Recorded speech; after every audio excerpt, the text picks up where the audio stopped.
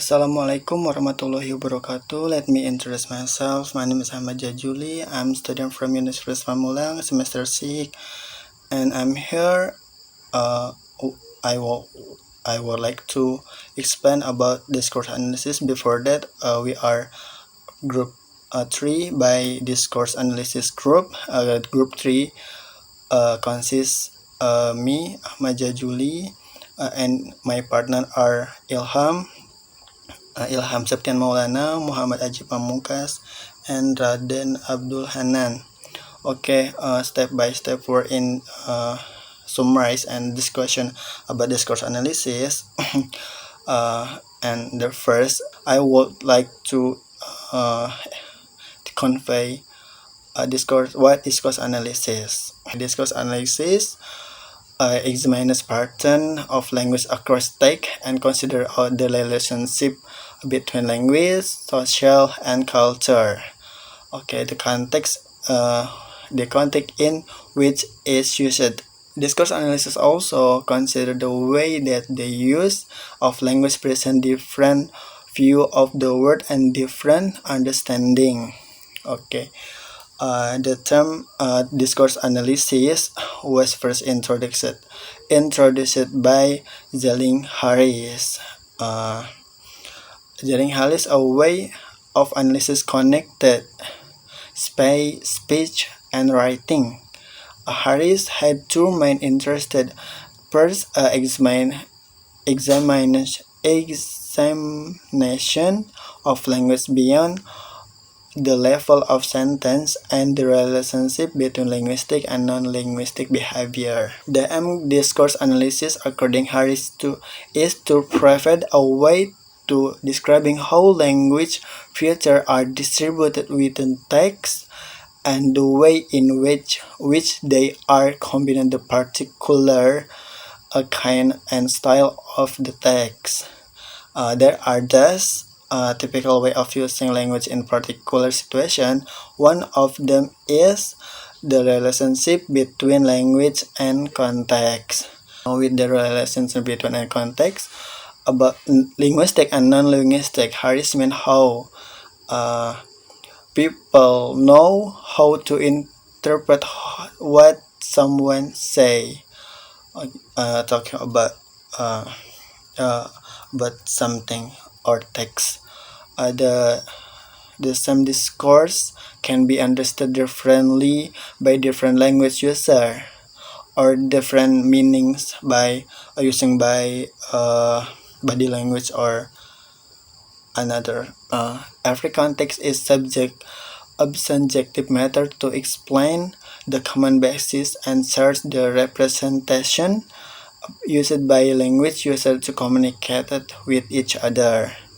The relationship between language and the context. This is a statement by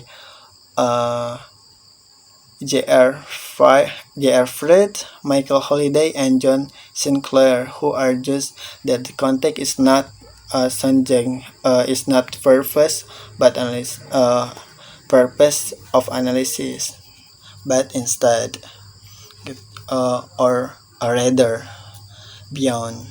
Discourse analysis consider the relationship between language and context in which is used or user. It is concerned with description and discussion about spoken and written written interaction. Discourse analysis then is interested in what happens when people draw on knowledge they have about a language. Text editing is the study of how texts are written and how they become meaningful to their user. The primary purpose, as Chimombo and Roseberry argue by statement Chimombo and Roseberry is to provide a deeper understanding and appreciation of text and interaction with the human things or human mind. That's all clear That's all my presentation, already summary what I made.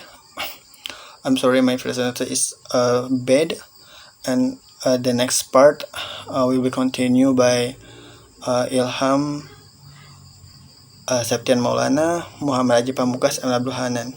Okay, thank you. In this video, I will explain about the discourse structure of text. Discourse structure is a term used to describe the way in which an entire text is organized. Organize what they say in the sense of what they typically say first, and what they say on the next, and so on in conversation or in a piece of writing. This is something that varies across culture and is by no means the same across language, depending on the context and culture when you talk with people.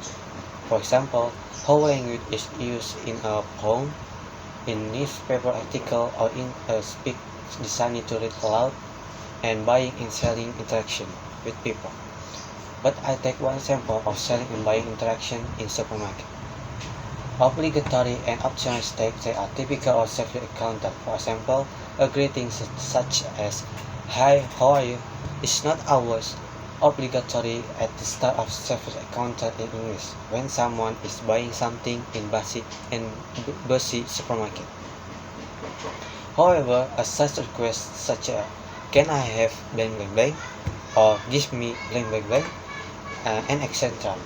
Where you say what you want to buy is, the cashier point out further what there are many possible ways in which the stake in service encounter, and indeed many genres, can be realized in terms of language. For what is discourse analysis? 5 examples. A request for service might be expressed in as "Could you show me blank blank blank?" or "Have you got blank blank blank?" and etc.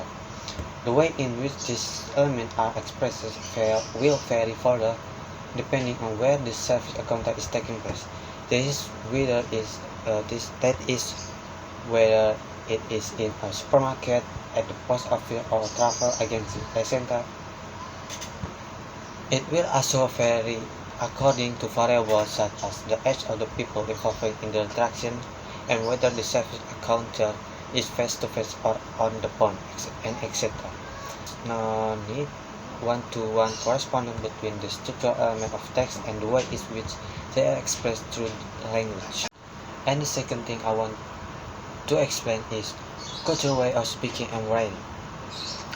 Different cultures often have different ways of doing things through language.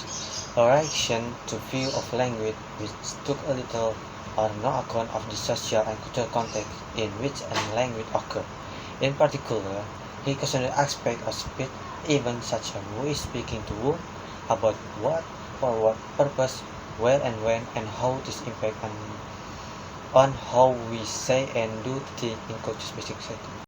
For example, particular cultural way of buying and selling things in different cultures.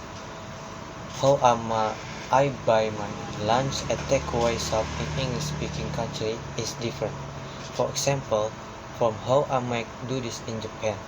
In English-speaking country, there is greater ritual use of please and thanks on the part of the customer in this kind of interaction than there is in Japan. How I buy something in supermarket in an English-speaking country might be more similar to how I might do this in Japan. The person at the cash register in Japan, however, will typically say much more less than the customer in this sort of situation, who may indeed say nothing. This doesn't mean that by saying nothing the Japanese customer is being rude. It simply means that there are culturally different ways of doing things with language in different cultures. The sequence of events I go to may be the same in both cultures, but the way of using language in this event and other sort of non-linguistic behavior may differ. The different view of discourse analysis. The first is discourse as the social construction of reality.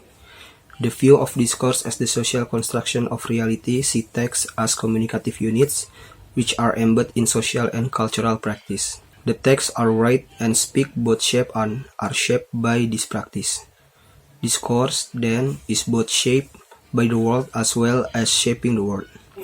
Discourse is shaped by language as well as shaping language. It is shaped by the people who use the language as well as shaping the language that people use. Discourse is shaped as well by the discourse that has preceded it and that which might follow it. Discourse is also shaped by the medium in which it occurs as well as it shapes the possibility for that medium. The purpose of the text also influenced the discourse. Discourse also shapes the range of possible purpose of text. Second is discourse and social situated identities. When we speak or write, we use more than just language to display who we are and how we want people to see us. The way we dress, the gesture we use, and the way we act and interact also influence how we display social identity. Other factors which influence this include the way we think, the attitude we display, and the things we value, feel, and believe. Let me introduce myself. My name is Raden Abdul Hanan. I would like to continue our presentation. I will start from discourse and performance. Butler, Cameron, and others talk about doing gender in much the way that G talks about discourse as a performance.